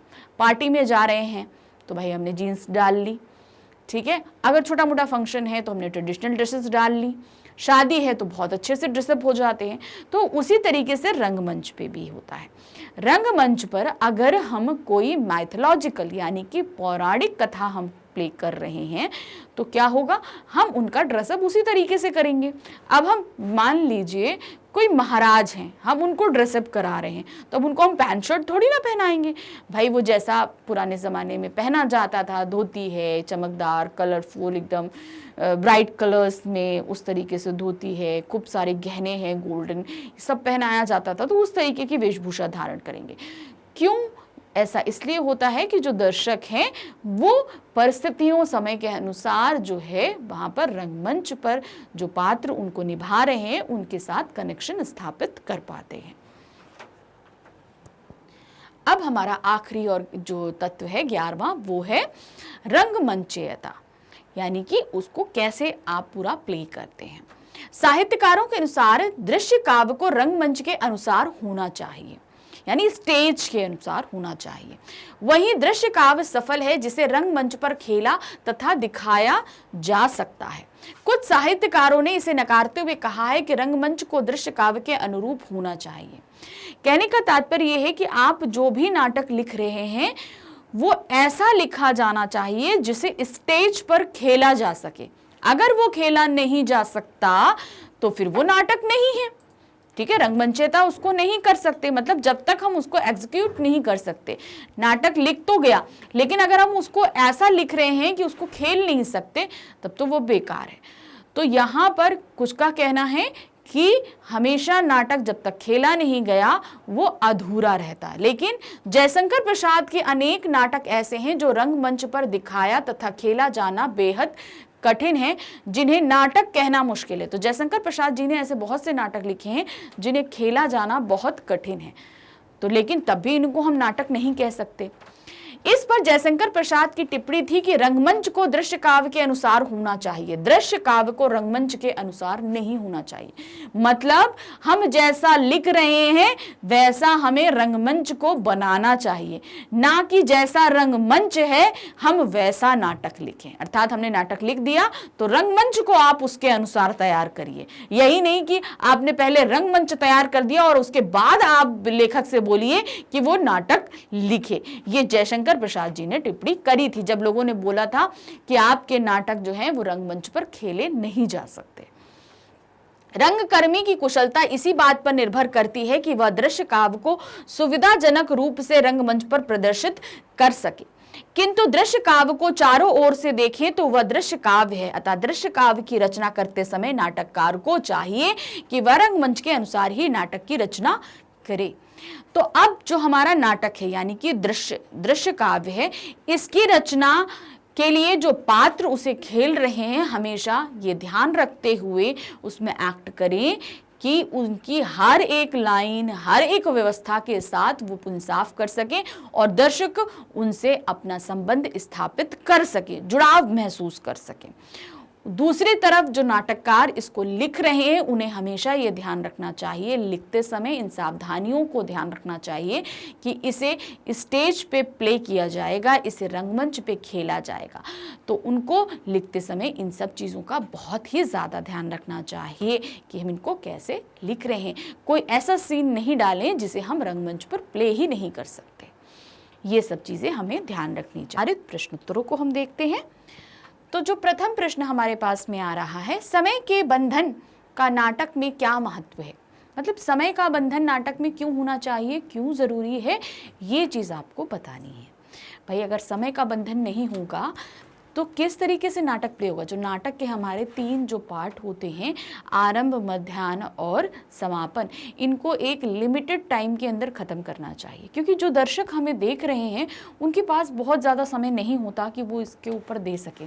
और दूसरी सबसे बड़ी बात कि अगर नाटक बहुत लंबा जाता है तो वो बोर हो जाता है, लोग फिर ज़्यादा देर तक उसमें मज़ा नहीं ले पाते। तो हमेशा समय का बंधन अति आवश्यक होता है। दृश्य काव्य विधा में समय के बंधन का विशेष महत्व है। नाटक कार्य को समय बंधन का अपने नाटक में विशेष ध्यान रखना होता है और इस बात का दृश्य काव्य की रचना पर भी पूरा प्रभाव पड़ता है। यानी कि रचना, यानी कि जब दृश्य काव्य लिखा जा रहा है तो उसमें भी इस चीज़ का देखिए, भाई अगर लिखा शॉर्ट जाएगा तो खेला भी शॉर्ट जाएगा, अगर बहुत लंबा लिख दिया गया तो उसको प्ले भी उतना लंबा ही करना पड़ेगा। तो इसलिए रचनाकार यानी कि जो हमारी इस जो पार्ट इसको लिख रहा है उसे भी, जो लिख रहा है वो और जो इसको एक्ट कर रहा है वो, दोनों ही को इस चीज़ का ध्यान रखना पड़ता है। नाटक को शुरू से अंत तक एक निश्चित समय सीमा के भीतर पूरा होना होता है। यदि ऐसा नहीं होता तो नाटक के समाप्त होने वाला रस, कौतूहल आदि प्राप्त नहीं हो पाता। अगर निश्चित सीमा पर वो समाप्त नहीं हुआ तो जो उसको देखने का, उसके अंत को देखने का जो एक उत्साह होता है वो कहीं ना कहीं ठंडा पड़ जाता है, एक तरीके से समाप्त ही हो जाता है। दृश्य काव्य का मंचन हम धारावाहिक के रूप में नहीं दिखा सकते, मतलब हम एपिसोड वाइज नहीं कर सकते। नाटक अभी होगा, अभी खत्म हो जाएगा, इसको ये नहीं कि आज एक एपिसोड दिखाया फिर कल दूसरा एपिसोड, परसों तीसरा एपिसोड, हम ऐसे नहीं कर सकते हैं। नाटककार चाहे अपनी किसी भूतकालीन रचना को ले या किसी अन्य लेखक की रचना को, चाहे वह भविष्य काल की हो, वह दोनों परिस्थितियों में दृश्य काव्य का मंचन हुआ वर्तमान काल में ही करेगा। यानी कि वो किसी भी समय की रचना ले, भूतकाल की ले, वर्तमान काल की ले, भविष्य काल की ले, कुछ भी ले, लेकिन उसका मंचन हमेशा वर्तमान काल के हिसाब से ही किया जाता है। मान लीजिए कि जैसे था लंका दहन का कांड, तो वो तो भूतकाल में हो चुका है, लेकिन अगर उसका मंचन किया जाएगा तो ये हो रहा होगा कि अभी हनुमान जी जो है लंका में आग लगा रहे हैं, कूद कूद के अपनी पूंछ से जो है लंका के महलों में आग लगा रहे हैं। तो ये वर्तमान काल में घटित होगा, इस चीज का हमें ध्यान रखना होता है। नाटककार चाहे अपनी किसी भूतकालीन रचना को ले, अन्य कालीन, हमने ये चीज बताया, भूतकालीन ले, वर्तमान काल का ले या भविष्य काल का ले, उसे हमेशा वर्तमान काल में ही जो है करेगा। इसलिए दृश्य काव्य के मंच के निर्देश हमेशा वर्तमान काल में ही लिखे जाते हैं, मतलब उसमें जो भी संवाद होगा वो वर्तमान काल में, मैं ऐसा कर रहा हूं, मैं ऐसा कर चुका हूं, ऐसा नहीं आएगा, मैं ऐसा कर रहा हूं आएगा। क्योंकि दृश्य काव्य का कभी भी मंचन हो वह वर्तमान काल में ही घटित होता है या खेला जाएगा। इसके साथ साथ दृश्य काव्य के प्रायः 3 अंग होते हैं, प्रारंभ, मध्य और समापन। इन अंकों को ध्यान में रखते हुए ही नाटक को समय के सीमा में बांटना चाहिए। तो जो 3 पार्ट्स हैं इनको हमेशा ध्यान में रख के ही हमें जो है डिवीजन करना चाहिए, समय का डिवीजन हमें उसी के हिसाब से करना चाहिए। अब आता है प्रश्न 2। नाटक की कहानी बेशक भूतकाल या भविष्य काल से संबद्ध हो, तब भी उसे वर्तमान काल में ही घटित होना पड़ता है। इस धारणा के पीछे क्या कारण हो सकता है? मतलब कुछ भी हो, भूतकाल हो, भविष्य काल हो, लेकिन हमेशा क्या होगा, वो वर्तमान काल में घटित होगा। ऐसा क्यों होता है? क्यों? क्योंकि हम यहाँ पर कोई चीज प्ले कर रहे हैं, हम कभी भी भूतकाल में जाकर प्ले नहीं। अब हम यहाँ पर अगर आपको कर रहे हैं तो हम पास्ट में जाके थोड़ी ना पढ़ा पाएंगे, हम तो ये काम वर्तमान काल में कर रहे हैं और ना ही भविष्य में जाके कर सकते हैं। तो अगर मान लीजिए हम भूतकाल की कोई चीज आपको पढ़ा रहे हैं तो हम उसको क्या वर्तमान काल में पढ़ाएंगे, एक्ट तो हम वर्तमान काल में करेंगे ना। तो ये इसलिए पॉसिबल होता है क्यों? क्योंकि हम उसे अभी जीवंत कर रहे हैं, और जीवंत करने का मतलब उसके सारे कैरेक्टर जीवित हो रहे हैं। तो इस परिस्थिति में वो सिर्फ वर्तमान काल में ही खेला जा सकता है। नाटक को दृश्य काव्य माना जाता है, इसे दर्शकों के सम्मुख प्रस्तुत किया जाता है। प्रत्येक नाटक का एक निश्चित समय सीमा में समाप्त होना आवश्यक है। साहित्य के अन्य विधाओं जैसे कहानी, उपन्यास, कविता, निबंध को पढ़ने के लिए हम अपनी सुविधा के अनुसार समय निकाल सकते हैं। मतलब हम अगर मान लीजिए कोई स्टोरी पढ़ रहे हैं तो हमने थोड़ी अभी निकाल ली, पढ़ ली, फिर फोल्ड करके रख दिया या बुकमार्क लगा दिया कि हम बाद में आके थोड़ी देर बाद पढ़ लेंगे, या हमारे पास अभी समय नहीं, हम अभी नहीं पढ़ेंगे, हम रात में इत्मीनान से पढ़ेंगे। तो ये हम अपने हिसाब से कर सकते हैं। इन विधाओं में क्या होता है कि इन्हें हम अपने हिसाब से पढ़ सकते हैं जब हमारे पास समय हो। एक ही कहानी को कई दिनों में थोड़ा थोड़ा पढ़कर समाप्त कर सकते हैं, परंतु नाटक तो दर्शकों को एक निश्चित समय सीमा में एक ही स्थान पर देखना होता है। नाटककार अपने नाटक का कथ्य भूतकाल से लेकर अथवा भविष्य काल से उसे उस नाटक को वर्तमान काल में ही संयोजित करना पड़ता है। मतलब भूतकाल से अगर कोई चीज लेता है तो उसे वर्तमान काल में ही उसे एक्ट करना पड़ता है। कैसा भी नाटक हो, उसे एक विशेष समय में एक विशेष स्थान पर वर्तमान काल में ही घटित होना होता है। किस समय का भाई, ऐतिहासिक हो, पौराणिक हो, ग्रामीण हो, शहरीय हो, सामाजिक हो, राजनीतिक हो, कुछ भी हो, वो जिस समय का भी घटित हुआ हो या घटित होने वाला हो, उसे हम हमेशा वर्तमान काल में ही प्ले करेंगे। कोई भी पौराणिक या ऐतिहासिक कथानक भी नाटक के रूप में हमारे सम्मुख, हमारी आंखों के सामने वर्तमान में ही घटित होता है। इसलिए नाटक के मंच निर्देश वर्तमान काल में ही लिखे जाते हैं। इन्हीं कारणों से नाटक की कहानी बेशक भूतकाल या भविष्य काल से संबद्ध हो, उसे वर्तमान काल में ही घटित होना पड़ता है। कहानी कहीं से भी संबंधित हो, उसे हमेशा कहाँ घटित होना पड़ता है? उसे हमेशा वर्तमान काल में ही घटित होना पड़ता है। अब आता है हमारा प्रश्न 3। संवाद चाहे कितना भी तत्सम और क्लिष्ट भाषा में क्यों ना लिखे गए हों, स्थिति और परिवेश की मांग के अनुसार यदि वह स्वाभाविक जान पड़ते हैं तो उनके दर्शक तक संप्रेषित होने में कोई मुश्किल नहीं है। क्या आप इससे सहमत हैं? पक्ष या विपक्ष में तर्क दीजिए। पहले क्वेश्चन समझिए। संवाद यानी कि जो चीजें उसमें डायलॉग्स लिखे गए हैं वो चाहे जितने मुश्किल हों, जैसी भी लैंग्वेज में लिखे गए हों, अगर वो दर्शकों से संबंध नहीं स्थापित कर पाते हैं, तब उस स्थिति में वो संवाद बेकार हो जाते हैं। तो आप यहां पर इस तर्क से सहमत हैं या नहीं सहमत? मुश्किल नहीं, संप्रेषित होने में कोई मुश्किल नहीं होते। अगर स्वाभाविक नहीं जान पड़ते तो वो संबंध स्थापित नहीं कर पाते हैं। तो आप इससे सहमत हैं या नहीं? तर्क और वितर्क में आपको उत्तर देना है। हम इस कथन से सहमत हैं। अगर आप वितर्क में हैं यानी कि आप सहमत नहीं हैं, तो आपको उसका लिखना होगा कि हम सहमत नहीं हैं और उसका रीजन भी आपको देना होगा। तो हमने यहाँ किया, हमने इस कथन से सहमत है कि संवाद चाहे कितने भी तत्सम और क्लिष्ट भाषा में क्यों ना लिखे गए हों, स्थिति और परिवेश की मांग के अनुसार यदि वे स्वाभाविक जान पड़ते हैं तो उनके दर्शक तक संप्रेषित होने में कोई मुश्किल नहीं होगी। मतलब आप देखिए, हम आपको बताते हैं, जैसे कि कोई हम माइथोलॉजिकल जो है कर रहे हैं, मतलब कहने का मतलब पौराणिक प्ले कर रहे हैं, तो अब उसमें क्या होगा, कुछ संस्कृत शब्द होंगे, कुछ मुश्किल हिंदी होगी, ऐसे कुछ शब्द होंगे। तो अब मुश्किल जरूर होंगे, लेकिन जब वो मुश्किल शब्द दर्शकों की समझ में आ रहे हैं, उनसे संबंध स्थापित कर पा रहे हैं, तो कोई मुश्किल नहीं, क्योंकि उस परिवेश के साथ वो एकदम सही बैठते हैं। क्योंकि माइथोलॉजिकल जो हम खेलते हैं, पौराणिक जो कथाएं हम खेलते हैं, उनमें इसी तरीके के शब्दों का इस्तेमाल किया जाता है। हम उसमें साधारण बोलचाल की भाषा का इस्तेमाल नहीं कर सकते हैं।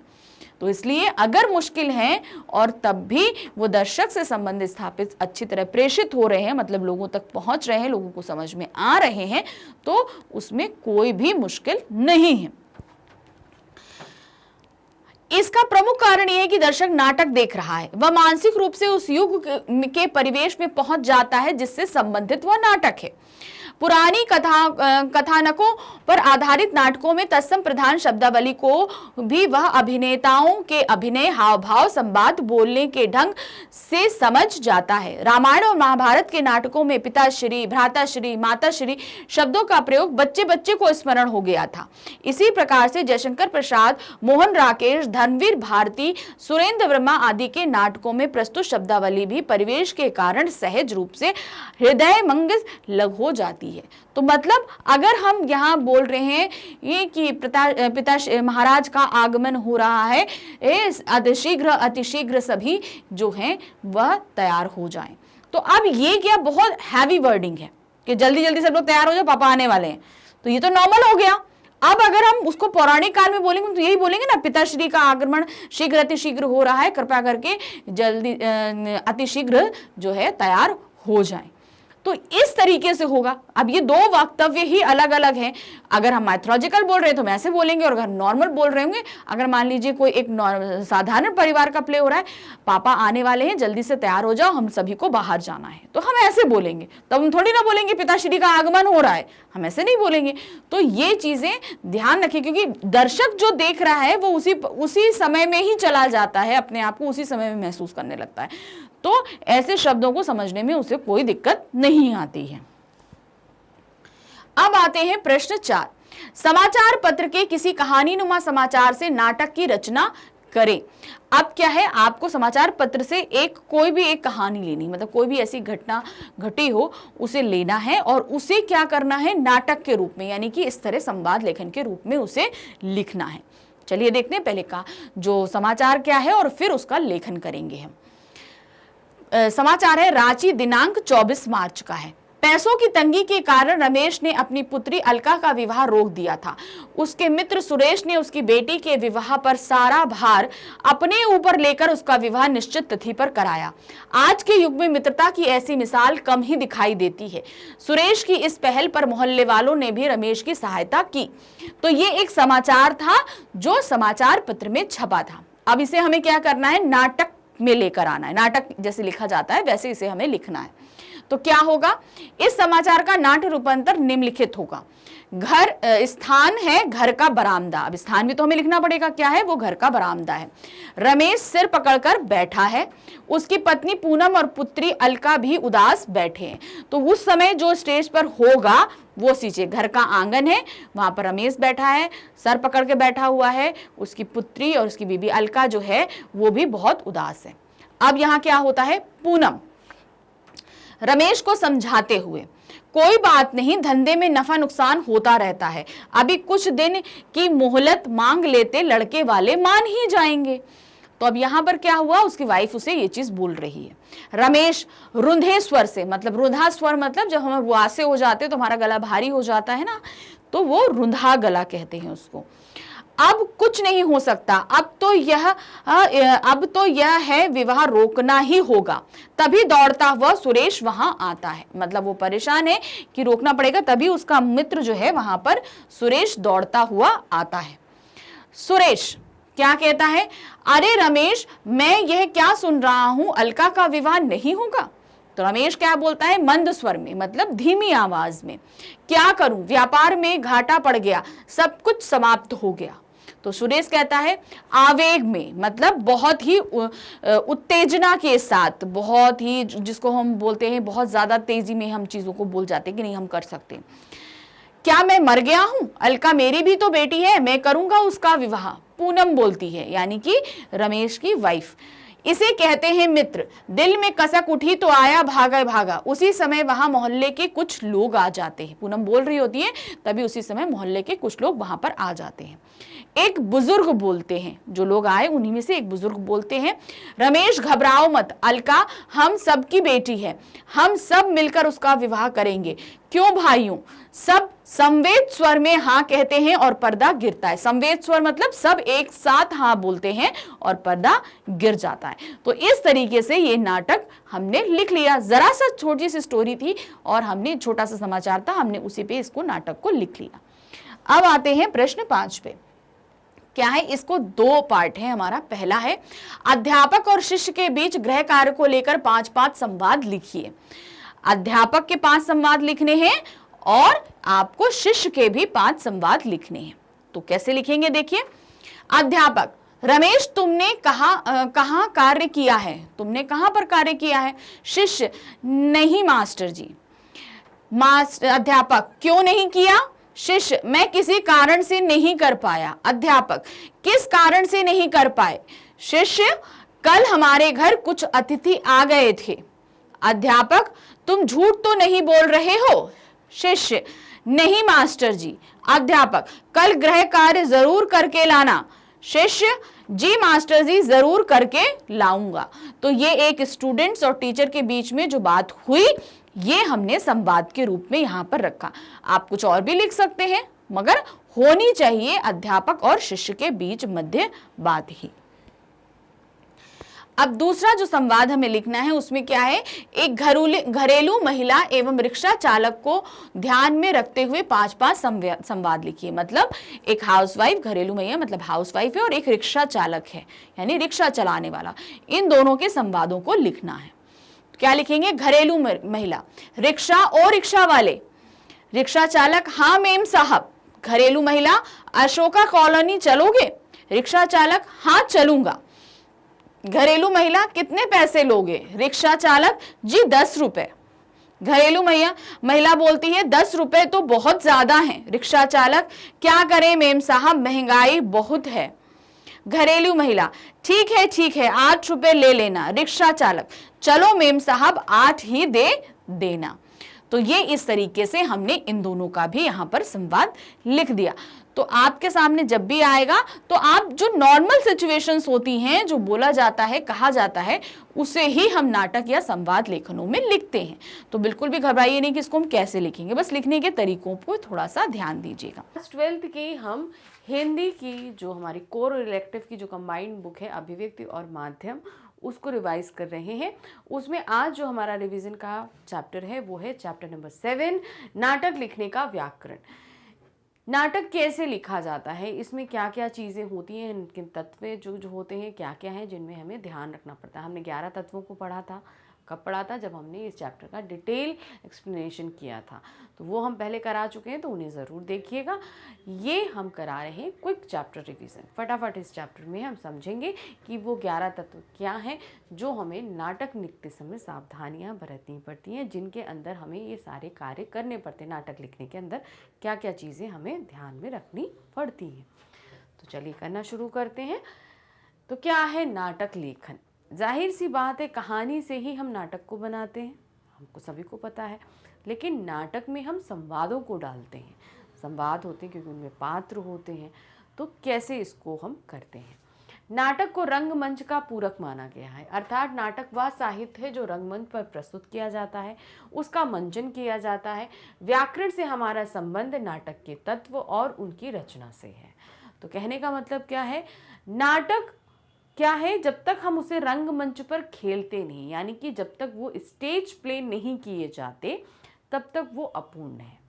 तो नाटक का मतलब क्या है? उसे प्ले करना, वही चीज़ है। तो अब यहाँ पर नाटक लिखने के व्याकरण से मतलब क्या है? उसके अंदर कौन कौन से तत्व हैं जिन पे हमें काम करना पड़ता है। जो नाटक जब हम लिखते हैं तो हमें किन किन चीज़ों का ध्यान रखना पड़ता है।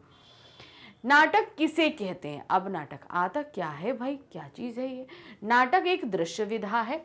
इसे हम अन्य गद्य विधाओं से इसलिए अलग नहीं मानते क्योंकि नाटक भी कहानी, उपन्यास, कविता, निबंध आदि की तरह साहित्य के अंतर्गत ही आता है।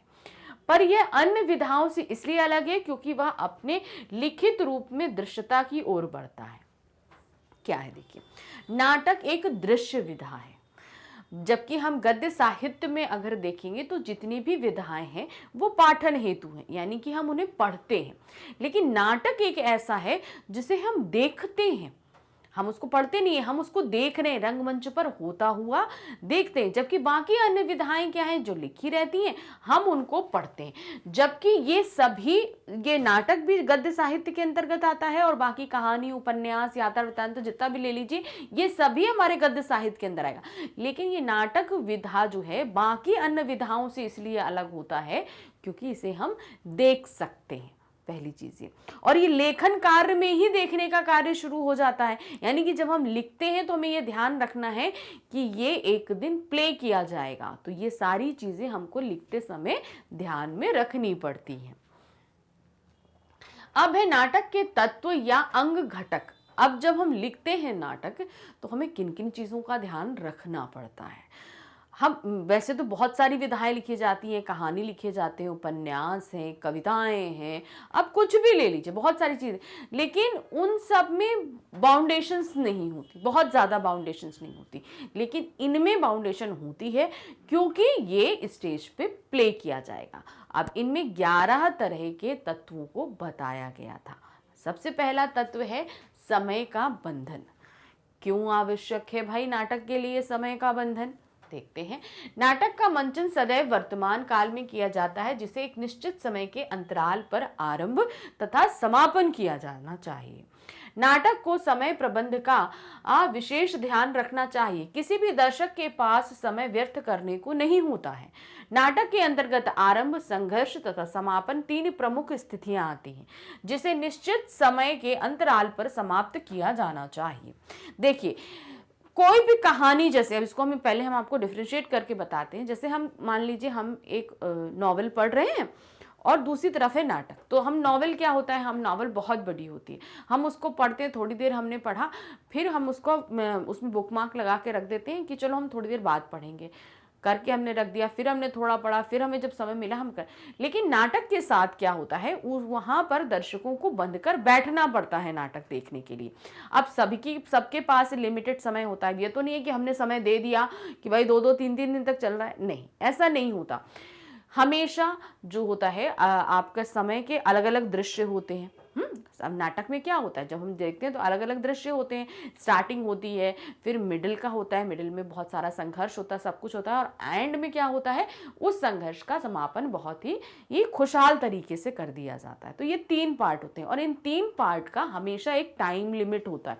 इस टाइम के अंदर हमें स्टार्टिंग खत्म करनी है, मिडिल यानी जो संघर्ष का पोर्शन रहता है हमें उस टाइम के अंदर खत्म करना है, और समापन हमें इतने टाइम पे खत्म कर देना है। क्यों? क्योंकि जो लोग दर्शक देख रहे हैं उनके पास बहुत ज्यादा समय नहीं होता, और अगर बहुत लंबा खींचा भी गया तो फिर वो बोरियत के अंतर्गत आ जाता है। इसलिए समय का बंधन किसी भी नाटक को लिखते समय हमें ध्यान में रखना पड़ता है। दूसरा है शब्द। शब्दों का चयन नाटक या किसी भी साहित्य को सफल बनाता है। हमें नाटक के अनुसार ही शब्दों का चयन किया जाना चाहिए। जैसे ऐतिहासिक नाटक है तो ऐतिहासिक शब्दों का अर्थात उस समय प्रयोग होने वाले शब्दों का ही प्रयोग किया जाना चाहिए। अब कोई भी नाटक है, मान लीजिए अगर हम कालिदास लिख रहे हैं, वो बहुत पहले घटित हुआ, तो वो तब भी हम वर्तमान में करेंगे। महाभारत हो तो भी हम वर्तमान में करेंगे। अब मान लीजिए हमने भविष्य का बता दिया कि भविष्य में हमारी पृथ्वी पर कैसे कैसे क्या होगा, इस पे अगर नाटक प्ले कर रहे हैं तो भी उसे हम वर्तमान काल में ही प्ले करते हैं।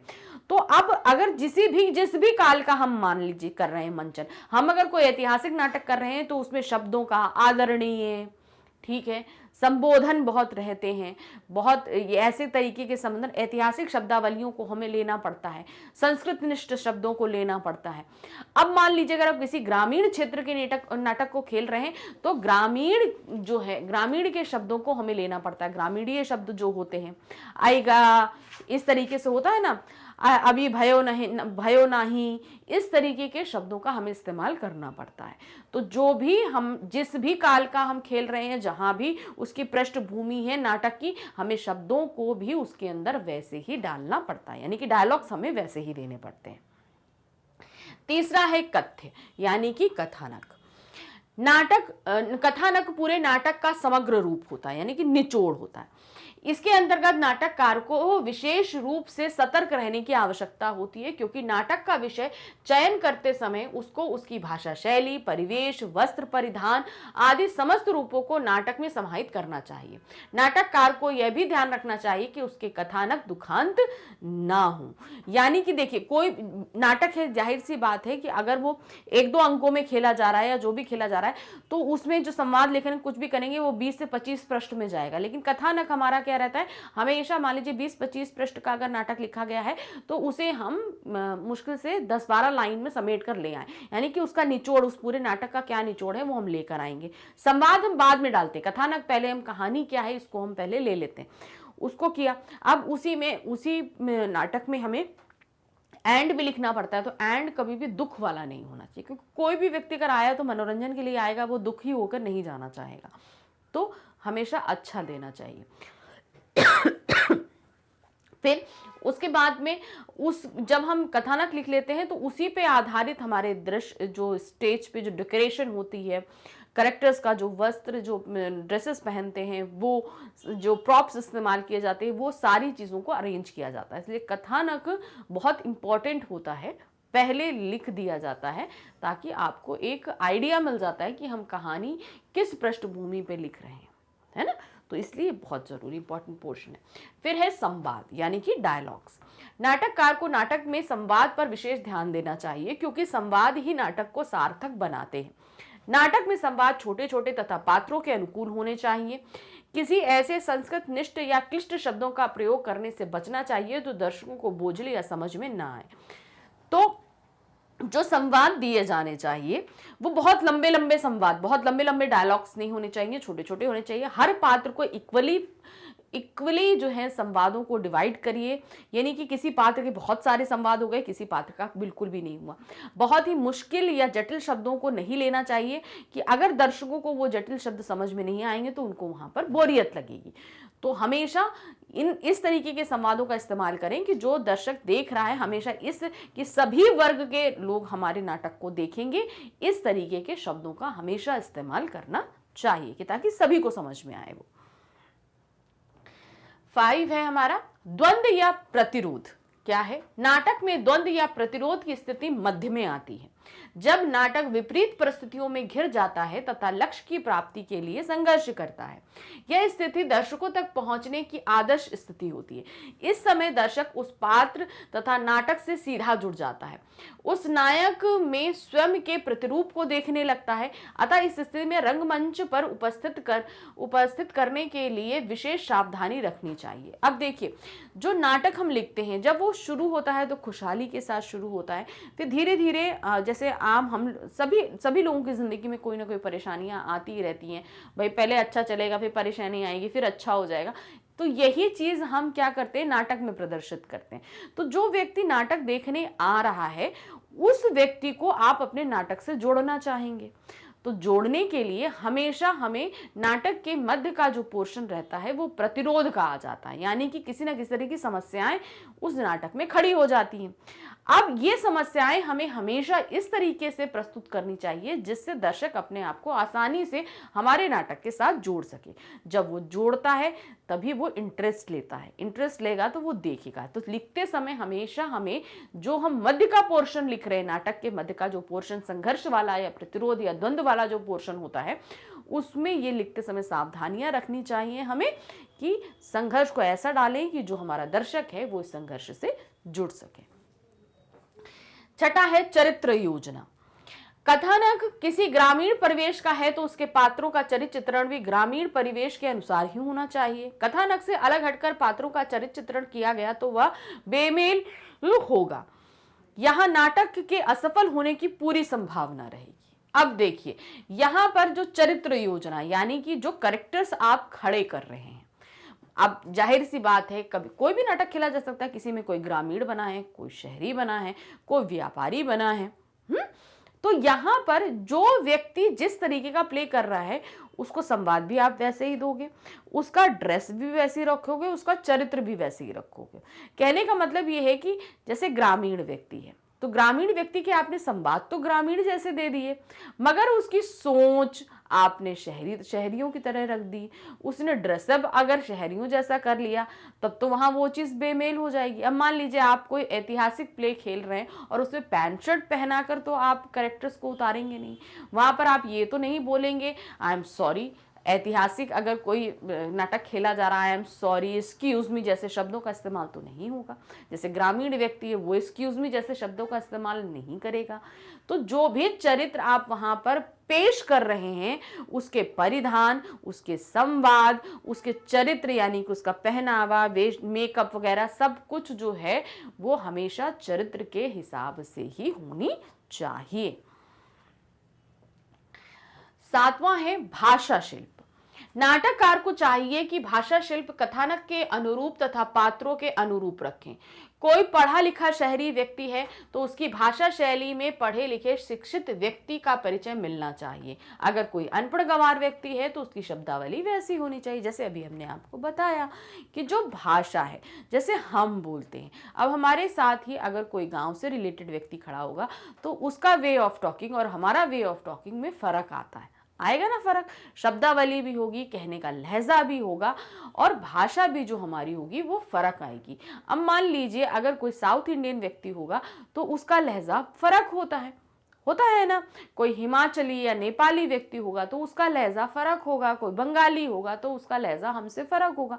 तो जिस भी तरीके के आप व्यक्ति या कैरेक्टर को खड़ा कर रहे हैं उसकी भाषा भी उसी तरीके की होनी चाहिए। फिर है 8वां, ध्वनि योजना। साहित्यकारों के अनुसार ध्वनि योजना का प्रबंध नाटक की सफलता तय करता है। ध्वनि उस व्यक्ति तक भी पहुंचना चाहिए जो पंक्ति में सबसे पीछे बैठा है। पूर्व समय में ध्वनि योजना का विशेष प्रबंध नहीं हुआ करता था, जिसके कारण पीछे बैठा व्यक्ति दृश्य काव्य के मूल रस को ग्रहण नहीं कर पाता था, किंतु इसका वर्तमान समय में विशेष प्रबंध किया जाता है। ध्वनि विस्तारक के माध्यम से पीछे बैठे व्यक्ति तक स्पष्ट रूप में रंगमंच पर खेले जाने वाले नाटक को देखने तथा सुनने की व्यवस्था की जाती है, जिसका असर दर्शकों पर पड़ता है, वह अधिक देर तक नाटक से जुड़ा रहता है। अब देखिए, ये एक ऐसा तत्व है जो बाकी गद्य विधाओं में किसी काम का नहीं होता। कहने का मतलब है जो स्टेज बाकी जैसे कहानी, उपन्यास, इसमें ध्वनि योजना का कोई मतलब नहीं होता, लेकिन नाटक की विधा में इसका बहुत महत्वपूर्ण स्थान है। क्योंकि नाटक अगर सामने खेला जा रहा है तो जाहिर सी बात है, स्टेज पे खेला जा रहा है तो उसके सामने रोह में व्यक्ति बैठे हुए हैं बहुत सारे। अब एकदम पीछे बैठा व्यक्ति अगर स्टेज पे बोल रहे डायलॉग्स को नहीं सुन पाएगा तो उसके लिए तो वो बेकार हो गया नाटक, वो इंटरेस्ट ही नहीं ले पाएगा, उसे मजा ही नहीं आएगा, वो बीच में छोड़कर चला जाएगा। तो ये सब चीजें जो होता था ये पहले होता था जब हमारे पास तकनीक नहीं थी। आज हमारे पास तकनीक है, टेक्नोलॉजी है, तो हम ध्वनि विस्तारक यंत्र यानी कि लाउड स्पीकर्स को हम लगाते हैं पीछे, ताकि एकदम अंत में बैठा व्यक्ति भी इस ध्वनि को सुन सके। तो जब हम नाटक को प्ले करें यानी कि जब हम स्टेज का मंचन करते हैं, तैयारियां करते हैं, तो हमें इस तरीके के लाउड स्पीकर्स यानी ध्वनि विस्तारक यंत्रों का भी प्रयोग करना चाहिए, जिससे अंतिम पंक्ति में बैठा व्यक्ति भी स्टेज पर बोले जा रहे हर एक डायलॉग को बहुत ही सावधानी से, बहुत ही क्लियरली सुन सके। क्या कहते हैं, हमारा नवा तत्व है प्रकाश योजना यानी कि लाइट जो व्यवस्था होती है वो दृश्य काव्य रंगमंच के लिए होता है। रंगमंच पर इसे खेलते समय प्रकाश की व्यवस्था का पूर्ण ध्यान रखना चाहिए। प्रकाश व्यवस्था के कारण समय, परिस्थिति, देश काल को व्यवस्थित रूप से उजागर किया जा सकता है। कहीं दुख का क्षण है तो वहां अंधेरे की व्यवस्था की जाती है, वहीं उत्साह आदि का दृश्य रंगमंच पर दिखाया जा रहा है तो प्रकाश की व्यवस्था उजाले के रूप में होती है। अब क्या होता है, आप उत्साह है, कुछ चीजें हैं तो हम कुछ चीजें लाइट के थ्रू भी बहुत अच्छे से प्रस्तुत करते हैं। मान लीजिए सपोज हमने अगर अच्छी लाइट व्यवस्था करी तो पहली चीज तो अगर आपने अच्छा हर स्टेज के हर एक कोने पे अच्छी लाइट प्रबंध किया हुआ है तो जो व्यक्ति सामने से देख रहे हैं वो हर एक दृश्य को अच्छे से क्लियरली दे सकते हैं, इसलिए लाइट का प्रबंध बहुत अच्छे से होना चाहिए। अब उसी तरीके से आप बहुत सारी फीलिंग्स को अगर बताना चाहते हैं, फीलिंग्स को भी आप लाइट के माध्यम से शो कर सकते हैं। यानी कि आप बहुत खुश हैं, बहुत ही इंजॉय कर रहे हैं तो उस जगह आप पूरी तरीके से लाइट का फोकस दिखा सकते हैं। इवन कलरफुल लाइट्स का भी इस्तेमाल आप वहां कर सकते हैं। लेकिन अगर कोई दुखी है, उदास है तो उस जगह आप थोड़ा डार्क जो लाइट होता है, प्रबंध होता है, आप वो दिखा सकते हैं। तो जो फीलिंग्स होती हैं वो लाइट के माध्यम से आप रंगमंच पर उतार सकते हैं। भाई संवाद तो हम बता देते, संवाद हो गए, लेकिन फीलिंग्स को कैसे शो करेंगे, तो फीलिंग्स को आप लाइट के माध्यम से कर सकते हैं। 10वां है वेशभूषा यानी कि जो हम कॉस्ट्यूम लेते हैं। वेशभूषा का नाटक के क्षेत्र में विशेष महत्व है क्योंकि नाटक को दृश्य काव्य भी कहा गया है। इसे रंगमंच पर खेला जाता है। इसके पात्रों को उनके अनुरूप ही वेशभूषा धारण करना चाहिए। अगर कोई जोकर की भूमिका अदा कर रहा है तो उसे उसी प्रकार की वेशभूषा बनाना चाहिए तथा उसी प्रकार के वस्त्र परिधान को पहनना चाहिए। यानी कि देखिए, अगर कोई स्त्री है, कोई पारंपरिक स्त्री, मतलब हम देख रहे हैं कोई धार्मिक स्त्री है, कुछ है, तो वो अच्छी साड़ी में वेयर करे होगी। कोई वेस्टर्न कल्चर को अगर कोई स्त्री कैरी करती है तो वो क्या होगी, वो वेस्टर्न परिधानों को पहनेगी, ठीक है ना। तो इस तरीके से जो भी आप जैसा कैरेक्टर ले रहे हैं उसके परिधान भी है। जैसे ग्रामीण व्यक्ति है तो उसे आप धोती कुर्ते में दिखाएंगे। अगर कोई धार्मिक कार्य स्टेज पर संपन्न किया जा रहा है, कि मान लीजिए कोई फेस्टिवल हम एंजॉय कर रहे हैं, तो वहां पे आप देखेंगे कि वहां पर सभी लोग जो हैं वो धार्मिक परिधानों में रहेंगे। पुरुष पजामे कुर्ते में या कुर्ते धोती में रहेंगे, स्त्रियां साड़ियों में, सूट में रहेंगी। अगर कहीं कोई पार्टी आर्टी का आप दिखा रहे हैं तो वहां वेस्टर्न परिधान होंगे। तो इस तरीके से जो भी दृश्य आप फिल्मा रहे हैं वहां जितने भी कैरेक्टर हैं उनको उसी हिसाब से परिधानों को पहनाना चाहिए। ये ध्यान में हमें रखते हैं। आखिरी हमारा तत्व है रंगमंचीयता। क्या दिया है? जयशंकर प्रसाद की टिप्पणी थी कि रंगमंच को दृश्य काव्य के अनुसार होना चाहिए, दृश्य काव्य को रंगमंच के अनुसार नहीं। रंगकर्मी की कुशलता इसी बात पर निर्भर करती है कि वह दृश्य काव्य को सुविधाजनक रूप से रंगमंच पर प्रदर्शित कर सके। अतः दृश्य काव्य को रचना करते समय नाटककार को चाहिए कि वह रंगमंच के अनुसार ही नाटक की रचना करे। तो अब यहाँ देखिए, जयशंकर प्रसाद जी ने एक टिप्पणी की थी नाटकों को लेकर। क्या? रंगमंच को दृश्य काव्य के अनुसार होना चाहिए, दृश्य काव्य को रंगमंच के अनुसार नहीं। यानी कि जो भी काव्य लिखा जा रहा है वो हमेशा रंगमंच को ध्यान में रखकर लिखा जाए, कि हम जो कुछ भी लिख रहे हैं उसे एक्ट करना आसान हो। यानी कि अगर हम मान लीजिए हम नाटक कोई हम नाटक लिख रहे हैं, उसमें हम बहुत सारी फीलिंग्स ही डाल दे रहे हैं कि कोई व्यक्ति अपने मन में ही बहुत सारी बातों को बोल रहा है, तो फिर उसे एक्ट करना मुश्किल होता है ना। तो लिखते समय ये हमें ध्यान रखना है कि हम नाटक लिख रहे हैं और इसे स्टेज पर प्ले किया जाएगा। वहां पे पात्र खड़े होंगे इसको निभाने, इनका अभिनय करने के लिए। तो जो कुछ भी हम वहां पर लिख रहे हैं उसको हमेशा इस तरीके से लिखें कि इसको प्ले करना, इसका अभिनय करना आसान हो। तो यहाँ पर हमने आपको नाटक लिखने के जो 11 तत्व थे वो हमने सभी आपको बता दिए कि इन तत्वों का ध्यान रखना चाहिए जब कभी हम नाटक को लिखते हैं या उन्हें स्टेज पर खेला जाता है। अब इसी पाठ पर आधारित कुछ महत्वपूर्ण प्रश्नों को देखते हैं। पहला प्रश्न है, नाटक किसे कहते हैं? साहित्य की वह विधा जिसके पढ़ने के साथ साथ अभिनय भी किया जा सके उसे नाटक कहते हैं। भारतीय काव्य शास्त्र में नाटक को दृश्य काव्य माना जाता है। नाटक रंगमंच की एक प्रमुख विधा है, इसलिए इसे पढ़ा, सुना और देखा भी जा सकता है। तो अब आपको समझ में आ गया कि साहित्य की ये जो विधा है इसको हम दृश्य काव्य भी कहते हैं। इसे हम सिर्फ पढ़ते ही नहीं है, इसे पढ़ा, सुना, देखा तीनों ही जा सकता है। तो लिखते समय ये सारी चीजें हम होते ना, तो दृश्य काव्य क्या है? साहित्य की एक विधा है जो दृश्य विधा के अंतर्गत आता है।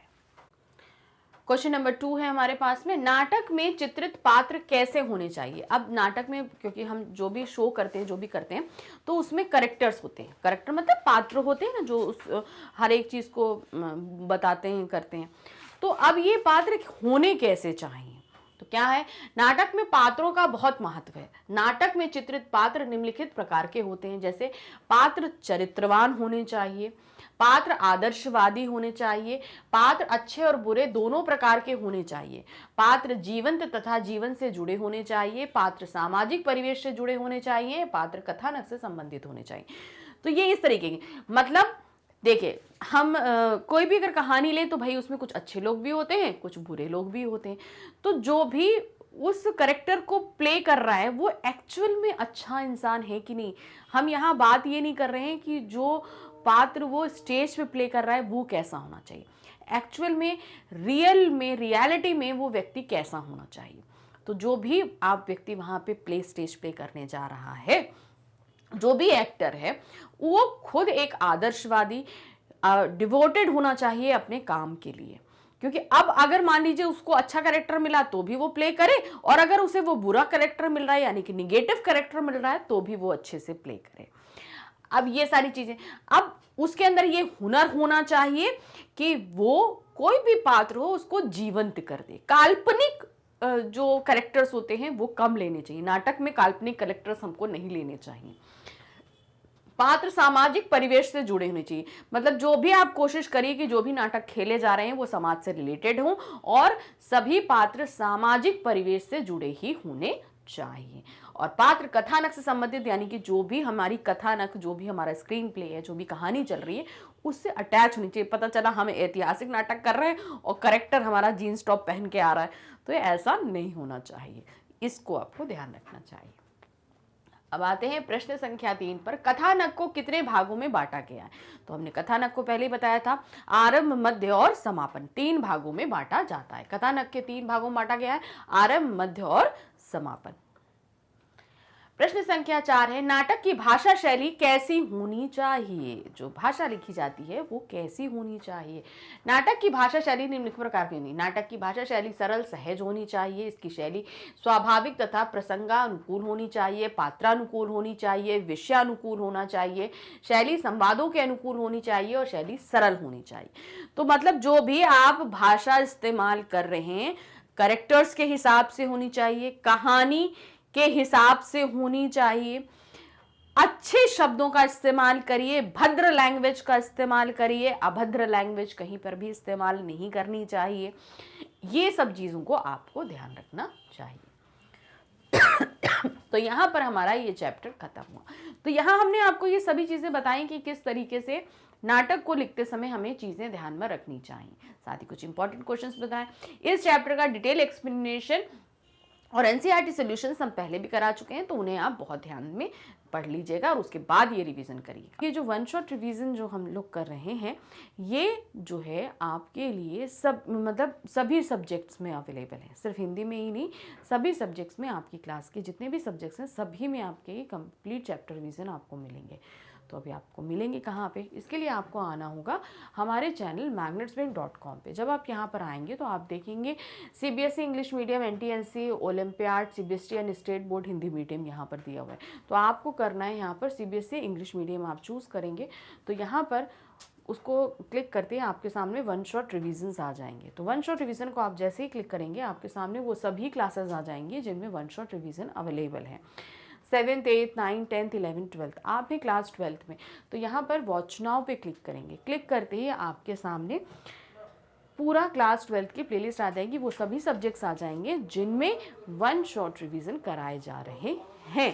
तो आप देख रहे हैं फिजिक्स, ऑर्गेनिक केमिस्ट्री सभी कुछ आपके सामने दिया हुआ है।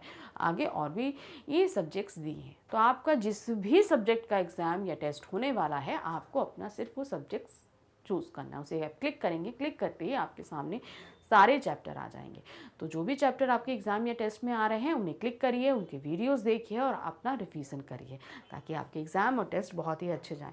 लेकिन साथ ही हमारे चैनल को लाइक, सब्सक्राइब और शेयर करना बिल्कुल नहीं भूलिएगा। Thank you for watching, bye bye.